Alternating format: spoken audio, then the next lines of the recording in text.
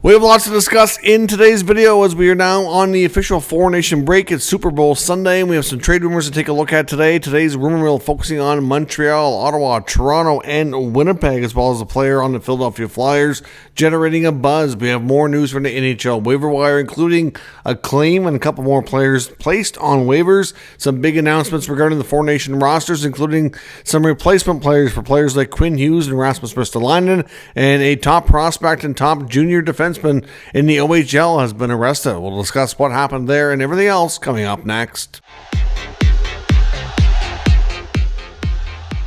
So welcome back to another video here at Top Shelf Hockey. As I mentioned, we have lots to discuss here in today's video. Let's start off first with the story regarding Washington prospect and London Knights player Cam Allen, pretty star junior defenseman, on his way to having what looked to be like a very promising hockey career.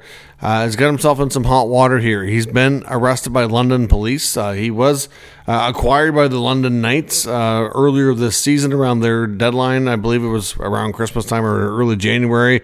Previously played in Guelph. Was a 2023 draft pick of the Washington Capitals, 20 years old. And the London Knights acquired him amongst other guys, trying to make a push here to get back to the Memorial Cup and win the OHL championship. And, well, I'm not sure what's going to happen here, but Cam Allen, like I said, got himself in some pretty big trouble. He's been arrested. He, I believe, was released waiting his court appearance. But basically, he was in a car accident. He was charged with impaired driving. He's charged with failure to remain at the scene of an accident, amongst a few other charges as well. So essentially, the car was abandoned. So it sounds like he was driving under the influence, had an accident, and then bailed. Somebody else was with him. Apparently a passenger was treated for injuries as well. So that comes with a whole slew of charges. So the London Knights, of course, are kind of waiting for more details, investigating, and between them and the OHL, he's likely going to be suspended, I'm sure, just a matter of for how long and what's he dealing with here, not to mention the legal problems he's now facing off the ice. Like I said, this is going to have a major impact on his, of course, his ability to play hockey for right now. The London Knights invested a lot to bring him in, and then this happened, so affects the team substantially. But then, like I said, it's going to have a big effect on his future potential career. Like I said, 20-year-old star junior defenseman who had a bright future has taken a major, step backwards in achieving those goals. So I hope that justice is served. Certainly, like I say, it's a big mistake on his part. He deserves to pay the price for it, but at the same time, I hope he can learn from his mistakes here.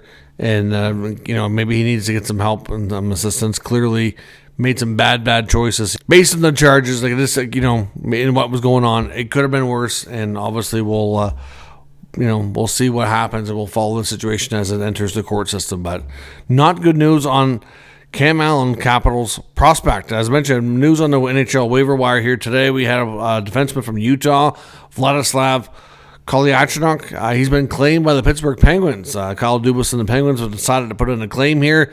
He is signed for another season at $775, so cheap contract. They obviously have liked what they've seen so far when he's played with the Utah Hockey Club. Decent skating, physical defenseman with decent size, so there certainly seems to be an appeal there. So obviously he'll stay in the NHL roster and play with the Penguins and see what happens. Now there was also some more players placed on waivers today, including the Seattle Kraken placing Ford Mitchell Stevens on waivers. He is in the first year of a 2-year contract, paying him league minimum, so clearly that might be a deterrent for teams picking him up. The Los Angeles Kings have veteran defenseman Andreas Englund on waivers today as well. He's making $1 million and is in the final year of his contract. So England might be an interesting option. I mean, if it's a physical defenseman, an expiring contract might be appealing, but at the same time, I'm sure if he's on waivers, they've probably very likely had trade talk around him. So we'll see what happens on that front. But we're now officially on the Four Nation break. All the games have been played. We had a couple games early today, including Utah and Washington, and then Tampa and Montreal.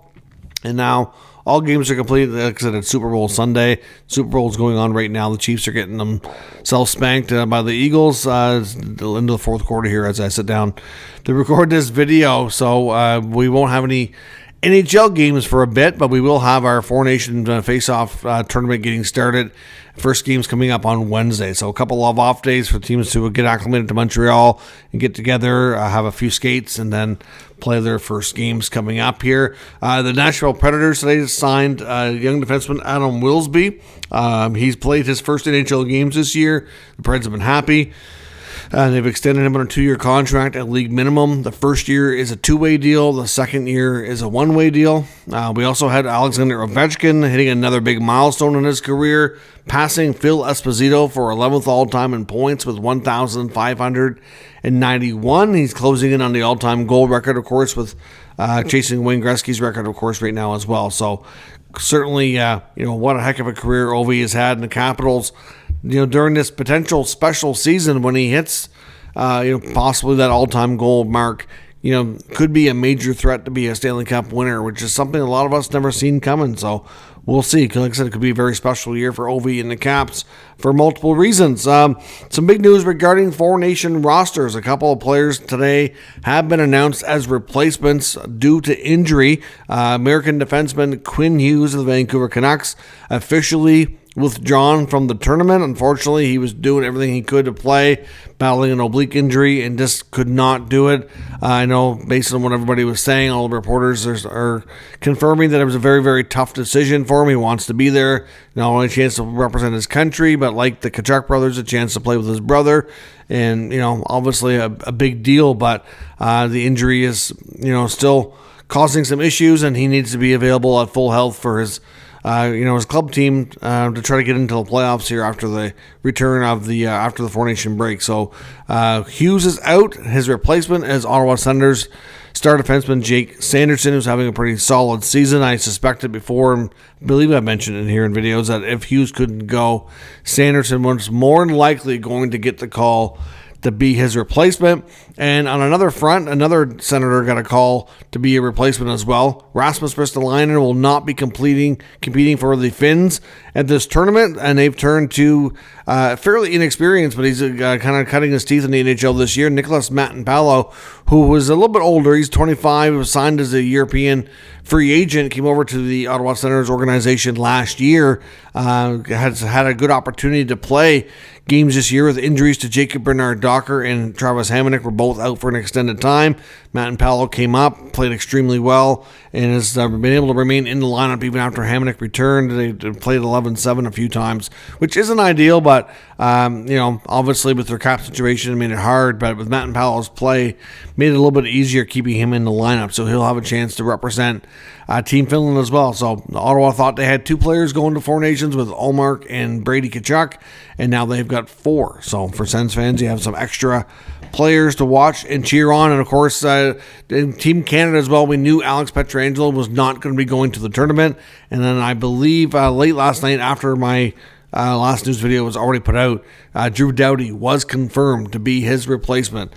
So no big surprise there. We knew Doughty really wanted to go and was doing everything he could to get Team Canada's attention. So Doughty officially there. Now as far as Sidney Crosby goes, Crosby is still technically going to the tournament. He's gone on his way to Montreal. Rosters are submitted at 5 o'clock Eastern time tomorrow. It's expected Crosby was going to go and meet up with Canada tomorrow and kind of weigh out his options. If for any reason there's a last-second pullout for him or anybody else in the forward group, Mark Scheifele is expected to be the replacement. But the belief is for Crosby, with the schedule, they play Wednesday, then they have a few days off, play Saturday, and a few more days off, play Wednesday, that even if he couldn't play in the first game, that maybe he'd have about a week off before he could play on Saturday. So the hope is that Crosby will be able to play and at least be near 100%. So again, we'll wait for further updates, but as of right now, he is expected to remain with Canada and be part of the tournament. Some other injury updates or roster moves. Of course, we had a lot of players demoted to the minor leagues today. Makes sense with the NHL teams being off for an extended time. A lot of players, they don't want to be sitting around and not doing anything with if they're not going to Four Nations, so it makes sense to send them back to the minors if they don't need waivers. So the Leafs returned Dakota Mermis. The Penguins returned Emil Benstrom, as well as Ponomarev and Blomqvist, and they recalled Tristan Jarry. Now, I know I've seen some Pens fans not happy with that, but that's really just a paper move. That's to get Blomqvist some more playing time. Jarry doesn't necessarily have to remain with the big club when they come back. Montreal also returned Owen Beck and Logan Mailloux to the American Hockey League here as well. Now, on the trade front, we're going to talk about a few things. Let's start first with Scott Laughton. There was some speculation yesterday that talks were intensifying about a potential Flyers trade involving Laughton, and it was believed the Leafs were at the forefront, but nothing is considered to be imminent here just yet. And then another quick note as well, just in case you're not aware, that there is no roster freeze during this Four Nation break. So it is still possible we could see NHL player movement and trade activity, which is why we have players on waivers here today as well. But Laughton's another reliable player who can play center. He can play wing. You can play him in a variety of roles. The Leafs are not the only team reportedly in that mix. It's also believed that Winnipeg is heavily interested too, which makes sense.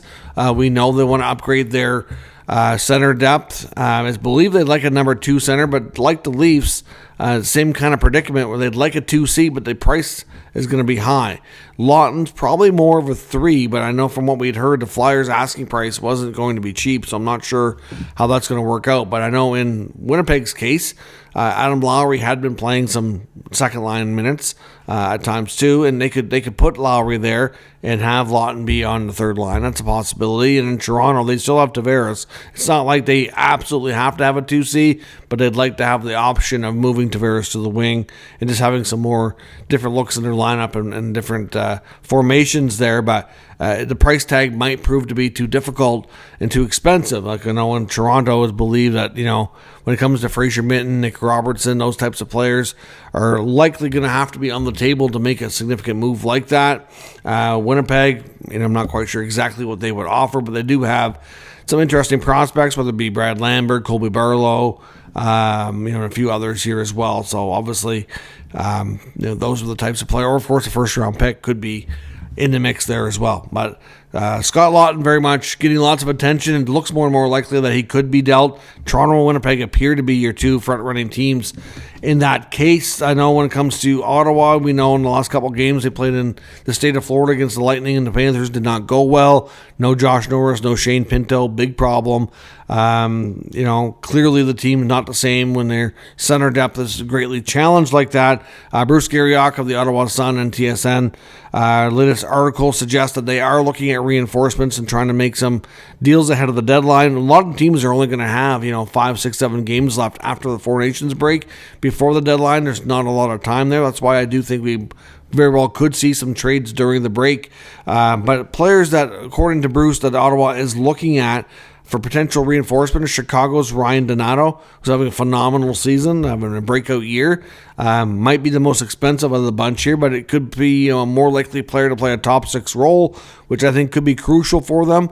Right now, the other thing I know, I've seen a lot of Sens fans online really complaining about the going 11-7 in the last 2 games, not recalling anybody, and they could not do it. So I'm not, and I tried engaging with a few Sens fans on Twitter talking about this, but essentially, they didn't have the option to call anybody up. They would have had to put somebody like Norris or Pinto on long-term injury reserve, and if they don't think they need that long to return, because they're going LTIR, you have to be out for 10 games or 28 days. If they don't think they're going to miss that much time, then why would they put them on it? Because they need them back as soon as possible. So it didn't make any sense to try to move one of them. And Nick Cousins can go to LTIR, but that wasn't really going to generate a whole lot of space, and it wasn't going to be enough to really do anything with. So at the end of the day here, they didn't have many options. So going 11-7, especially, or the other option could have been to waive Matt Palo, and he's been playing really well, and you don't want to put him on waivers. He would have got picked up. And so, like, they kind of have a dilemma where they're going to have to carry a seventh defenseman now. And, it's no difference when Muriel had to go back to the minors. He doesn't need waivers, so it was a different scenario there. But there was some talk that it wasn't fair to him, and maybe they should carry 3 goalies, and they probably would like to do that, but they don't have the space right now, so they can't do it. But at the end of the day, their handcuffs were on.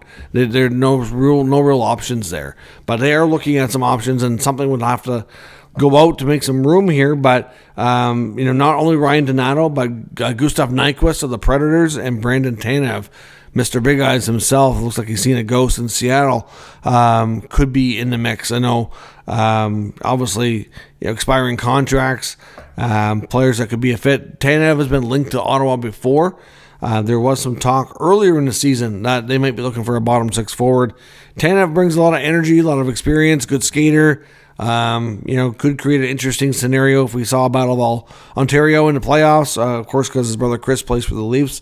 Not that matters. They're not going to make any trades based on that. But some interesting names there, nonetheless, in Ottawa. They definitely could use some reinforcements, but certainly for right now, while they're figuring all that out, the biggest factor here is to get their own players back. And they need Norris and Pinto back to be healthy so that they can be a more effective team. That's first and foremost what they got to do. But as adding somebody who can maybe be that middle 6 winger to add some extra scoring would be great. Donato would be perfect, but again, what's the cost? That's the big question. So I'm not sure what they're willing to give up there. And that front in Montreal, Pierre LeBrun's reporting that it's looking more and more likely like a Jake Evans trade is going to happen. There wasn't a whole lot of conversation around an extension, and then we had seen some reports that there were some talks, but they weren't going great. LeBrun's reporting that the Habs and Evans' camp have exchanged ideas on contracts and kind of numbers on where they feel things should be, and they're really, really far apart. So the likelihood of a trade is increased substantially. Even listening to Evans talk in an interview after their game today, kind of sounded like he was very much aware that he might have played his last game. It's quite possible. Not a given, but it's possible. So, with Evans being out there, being a reliable right shot centerman who can play bottom 6 minutes, having a career season offensively, AFP Analytics projects his next contract to be 4 years, around $3.5 million. I'm not sure where the Habs are at, but there's a lot of teams out there that would be willing to pay the 29-year-old that kind of money to solidify their bottom 6. So again, he's a player to watch. It's just kind of as the days went on here recently, it just really ramped up the perspective here that he's likely getting moved. Now, Eric Engels of Sportsnet also chimes in with the latest article after the game today, citing that not only Evans, but David Savard, Yoel Armia, and Christian Dvorak are all very likely to go in trade. Now, at the beginning of the year, there was some of these guys didn't have much trade value or much interest at all. But I think especially when they had a solid run there for a while, we've seen a little bit of an increased performance from some of these players. There is a bit more of a market than there once was. Evans and Armia definitely have a market now, for sure. Savard, there's no doubt he would. Dvorak, for me, is the one that's a little bit more questionable. It's going to boil down to salary retention. There might not be much of a return, but he is a centerman, does have a decent amount of games under his belt, and could draw some interest. Dvorak, to me, I think is the one player to me that might not go, not because they don't want to, just it might not be the offers or the interest there that they want. But Armia, Savard, and Evans, at this point, after falling out of the race, very likely to go, and some of them could be gone during the break. So we'll have to wait and see where all that goes, but certainly lots of activity expected now around Montreal. But they're also expected, I know Marco D'Amico of RG.com was suggesting that his sources are saying, which makes sense to me, that they could be what they call a hybrid seller is kind of the word they use, but essentially it's addition by subtraction. So essentially they are expected to move these contracts, but at the same time, we know that they're still looking for players that meet their timeline, that 23 to 26 range, controllable asset that's signed for a few years, like they've acquired recently with Doc and Line A and New Hook and all those guys. something along those lines. So don't be surprised if we still see a trade involving Montreal that could bring him another piece in that sense. I know there's been a lot of frustration around Patrik Laine lately. He came in hot and has really cooled down the last 5-6 games. So I don't think there's any reason to think that he's going right now, but even Doc, there's been frustration around him too. I do have questions about their long-term viability to stay in Montreal, but I don't know that there's anything really imminent on those fronts right now. Might be more likely if they did move on from one of those guys to be in the summertime. So we'll see what happens, but there's certainly lots of activity expected around the Habs in the coming weeks. So let me know your thoughts on all of today's news and rumors down in the comments. We'll discuss further. If you're new to the channel, of course, make sure you subscribe and stick around. This is the place to get all of your NHL news and rumors for all 32 NHL teams. Thanks for watching. I'll catch you next time.